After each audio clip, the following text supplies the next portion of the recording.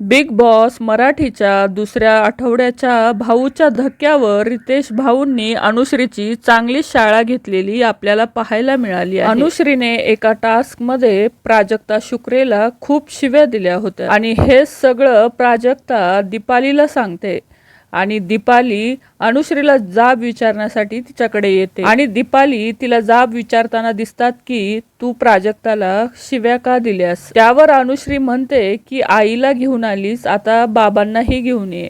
आणि हेच बोलणं रितेश भाऊंनी लावून धरलं आहे आणि याचा संताप येऊन रितेश भाऊंनी अनुश्रीची चांगली शाळा घेतली आहे आणि तिची कान उघडणी करत त्यांनी म्हटलंय की आणि याच विषयावर रितेश भाऊ खूप भडकताना दिसत आहेत आणि ते अनुश्रीला म्हणताना दिसत आहेत की इथे शिस्तीतच राहायचं, हे बिग बॉसचं घर आहे, इथे शिस्तीत राहायचं।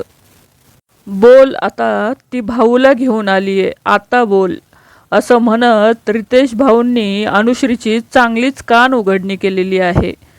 तर बिग बॉसचे असेच नवनवीन प्रोमो पाहण्यासाठी आपल्या चॅनलला नक्की सबस्क्राईब करा। धन्यवाद।